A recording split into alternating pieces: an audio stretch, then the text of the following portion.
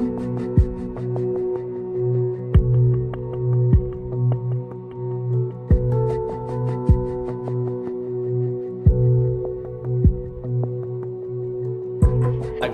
Now, the First Coast's most accurate forecast from the First Coast News Weather Team, certified by Weather Rate, sponsored by AC Designs.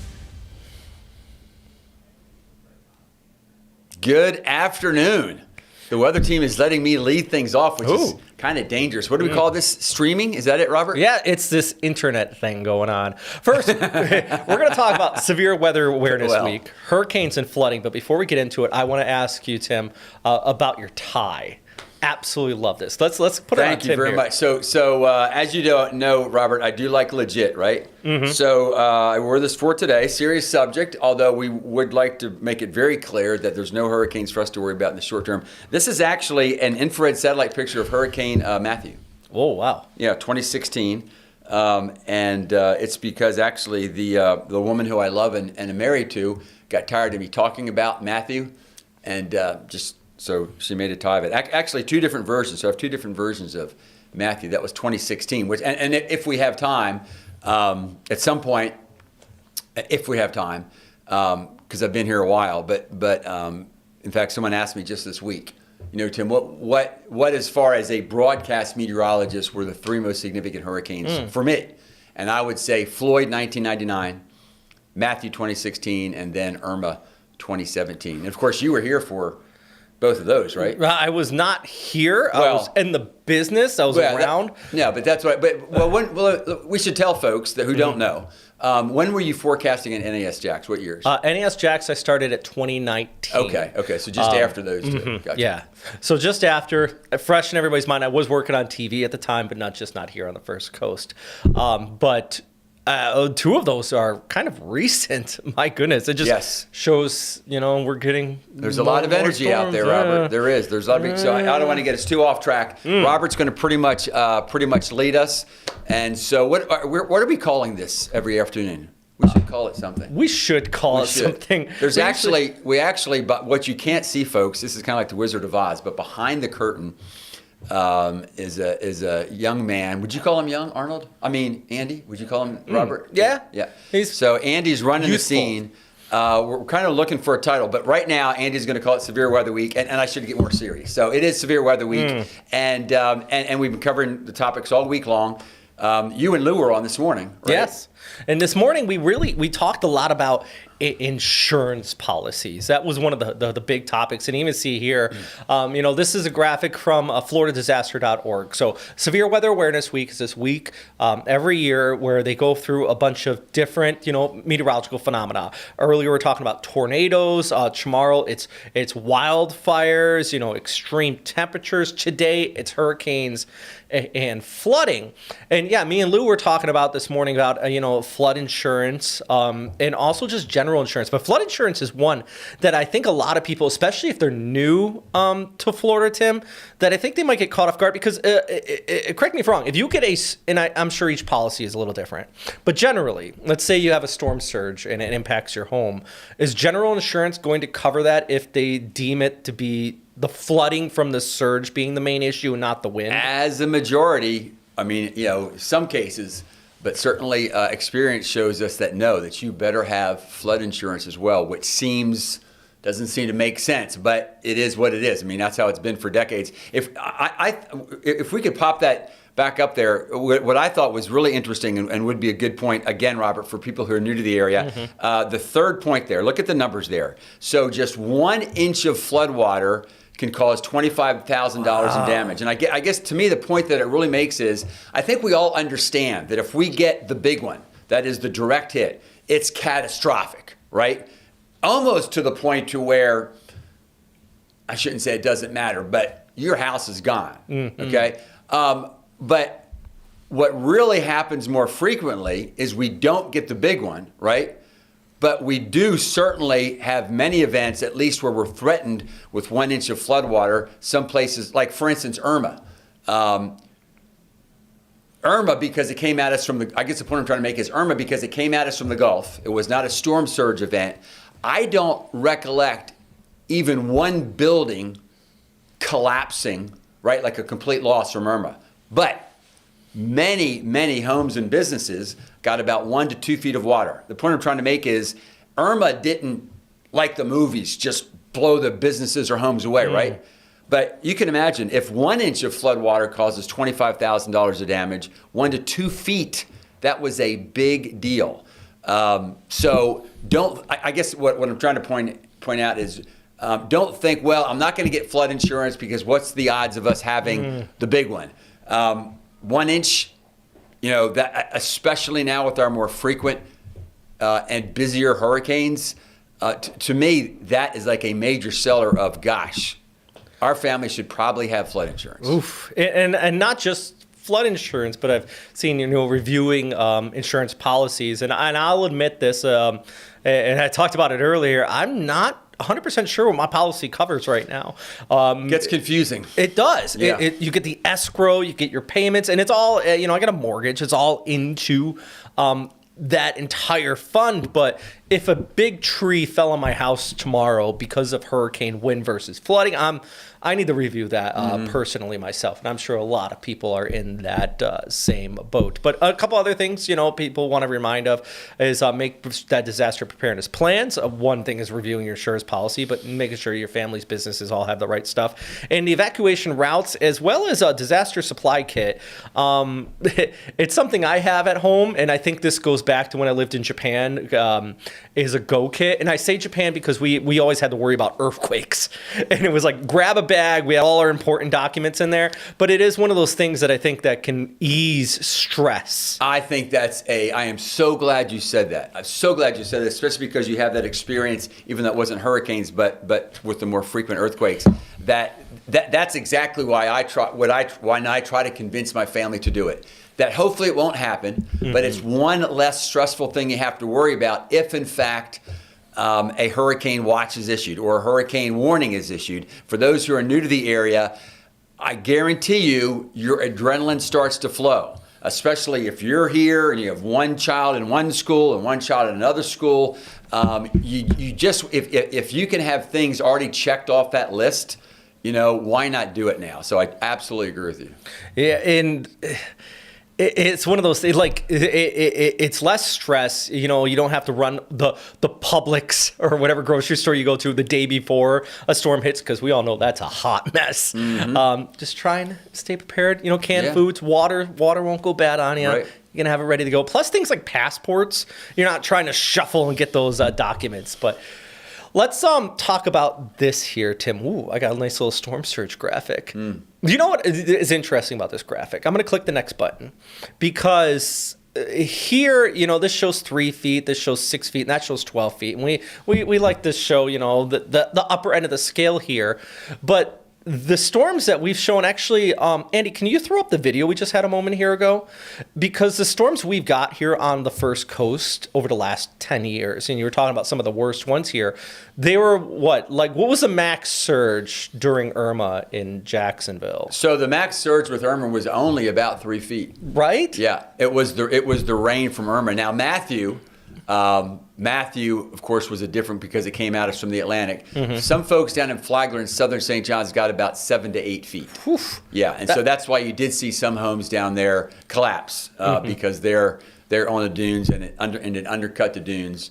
But I do think that graphic makes another good point, that when we talk about the storm surge, we're just talking, folks, about flat sea level. And of course, in a hurricane, it's not flat. But what that means is the ocean level is that much higher, and then the waves are on top of that.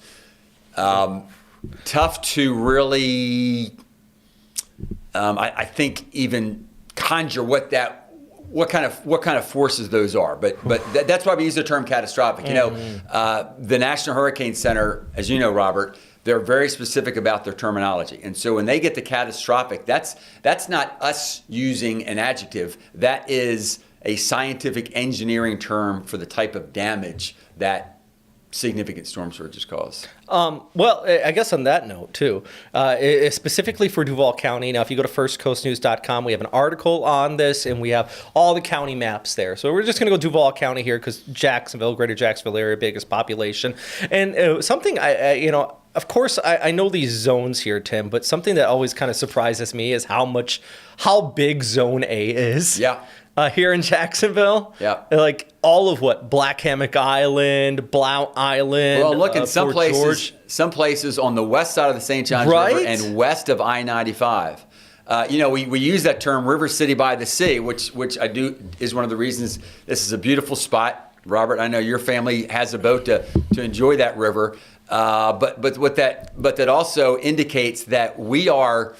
A lot of us are not too high above sea level. And, in many ways, and I've heard people who are hydrologists, experts, say that really the St. Johns River, we should think of it more as a long bay, as opposed to a river.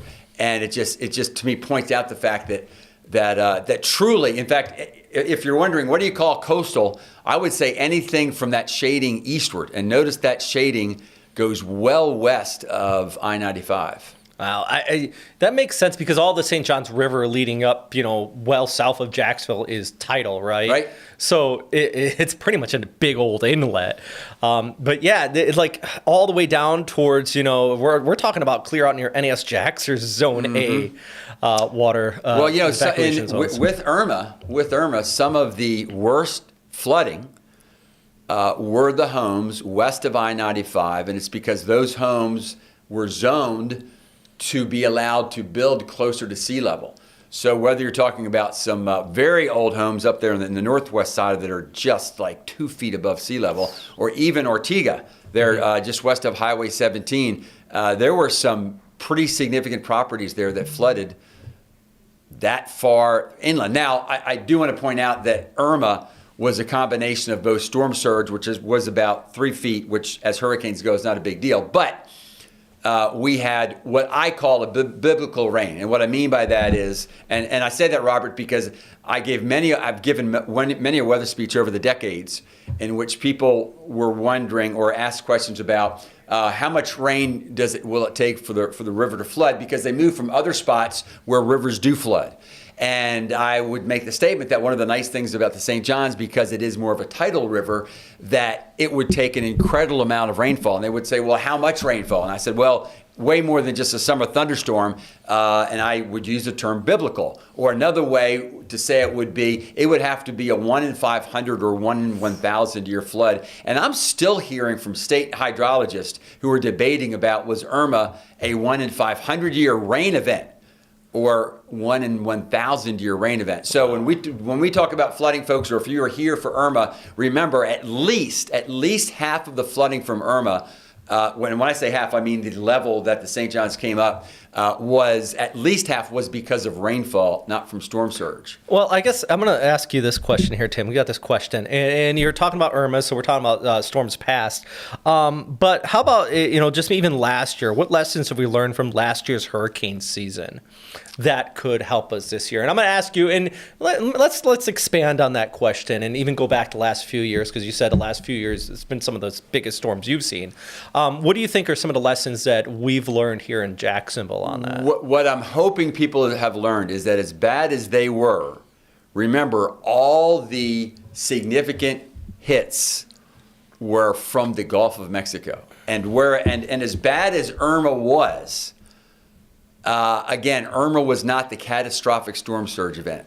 That as bad as all of those hurricanes were, what I'm hoping people who maybe that was their first hurricane season, please don't think, we had 3 near-miss hurricanes, we're fine. No. As bad as a hurricane coming at us from the Gulf is, our big concern, what keeps me up anyhow at night, is at least when we see on long-term models something coming at us from the Atlantic, to me that is a totally different animal because of the potential to produce the catastrophic storm surge and also, the catastrophic winds, which we have not had in Jacksonville in modern history. Our last true direct hit from the Atlantic was Dura, and that was in 1964. We had 1/4 of the population. I think I've heard conservatively the assets or the value of property here is 10 times what it was back then. And the thing about Dura too is Dura reached its peak several hundred miles offshore and really came ashore more as like a Cat 2. So we've never had in recorded history, Yeah. at least, since there's been a significant population here, we've never had a major hurricane, Cat 3 or higher. Right, come at us, hit us from the Atlantic. Wow. Which I absolutely agree that climatologically there's reasons for that, and there's certainly reasons that South Florida and the Gulf Coast have a higher frequency of those kind of hurricanes. I personally think that's why our insurance rates should be much lower than those folks who live in those areas. But I guess that's more of an actuarial thing. So I agree that shows we're in a good place, and if we had time, Robert, we could talk about why that is. But that doesn't mean we have never had or we're not going to have a direct hit. So personally, for me, if nothing else, folks could learn what it was like to have a hurricane nearby. But please don't think, oh, I've survived 3 hurricanes. No. First of all, as you know, Robert, all of those hurricanes with hurricane force winds stayed well west and northwest of Duval, but again, they were Gulf hurricanes and not Atlantic. I mean, I suspect you feel the same way, Robert, that as much as I don't want anybody to be hit by a hurricane, when I see those long-term models and they start indicating, oh, it's a Gulf hurricane, not Atlantic, I start breathing easier. It's such an amazing difference. Yeah. I mean, you go back to Matthew, which didn't actually make landfall, and that was one of the benchmark storms for this area. Now, you were here. I was not, but you were here, and what was it, like 50-mile difference, and like a slight wobble made a massive difference? No, it was, and there were some official forecasts actually bringing it ashore. To me, it was a great study in where the subtropical jet max actually was. To me, its position is what saved us. But yes, I mean, we were confident once it got within 24 hours that it was going to make the turn. But confident and guaranteeing are two different things, right? And I can remember on the radar, and we were showing the western eye wall, and we were literally to the mile showing that as it was going by our area. And although we were forecasting it to stay 35 to 50 miles offshore, that was amazing to see that creature, if I can use that word, because it was so well defined. And of course, the biggest concern, folks, you don't want to be hit by any part of the eye wall, but of course, the worst part of the eye wall being that right front quadrant. And fortunately, even for those in Flagler and St. John's that were hit hard, fortunately, they were just off to the northwest side of it, not that northeast quadrant. But gosh, that was close. Or so these are this year's names? These are this year's. Oh. I haven't really. I see Jerry, Karen. It seems like they're getting kind of fun with these names here. Olga.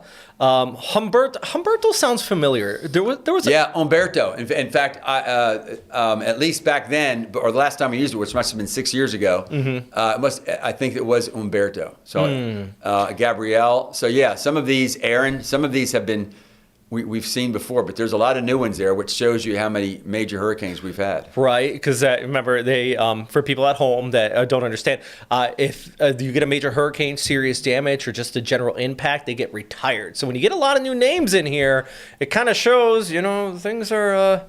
we've had a lot of bad storms recently. We'll just say that. Speaking of retiring, excuse me, I'm sorry, Robert. I'm gonna head off and get ready for the 11. Okay. And so Robert, or not the 11. 5. I'll be asleep. Gotta get through those ones first. I'll be asleep by 11. Honestly, I'm gonna get ready for the 5. Robert's gonna wrap it up. Thanks, folks.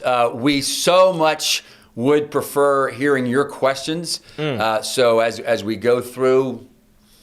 As long as we're going to keep doing this, please send us questions and we'll focus on exactly what you want. Thanks, Robert. And actually, I've been checking it. Thank you very much, Tim. Let you take off here. I have been checking this throughout the live stream. And if you leave any questions here, if we don't get it today, you just wait till tomorrow, because we're going to do this again in the morning and probably again in the evening. We're trying to make these on a regular basis for you so we can answer these questions to you directly here at First Coast News, not only on tropical systems, but tomorrow we're going to be talking about wildfires, recapping, the 1998 firestorms, also 2006 Lake Oak, swamp just north of us here. Goodness, Okefenokee. big fires out there back in 06 and 07. I was actually stationed at Naval Station Mayport when that happened. I remember the smoke covering. We had to plot it and tell planes to fly around it. It was a whole hot mess. We're going to be talking about that tomorrow. That is Friday, Severe Weather Awareness Week. Of course, tropical systems are big ticket item here on the First Coast. We all know about it, and actually we have Tropical Weather Awareness Week that comes up in, I believe, April. So we're going to be talking about this leading up. And as you just seen there with that graphic, our average first storm is in mid-June, but we have had, I think, 5 of the last 7 years, we've had a named storm before June 1st. So the point is, we always stay weather aware, stay weather ready. You are watching this live stream, and I can't thank you enough for watching it with myself and our chief meteorologist, Tim Deegan here. You're staying weather alert, and that's the number one priority. So you're already ahead of the game here here at Severe Weather Awareness Week. So as always, thanks for watching. I hope you stay safe out there and enjoy the rest of your day. We got First Coast News at 5, 6, 7, and 11, as well as these live streams, not only in meteorology, but sprinkled throughout. We just had one with Jasmine Monroe talking about the Oscars, if you want to check that out here at FCN Plus. As always, thanks for watching, and I hope you have a great day.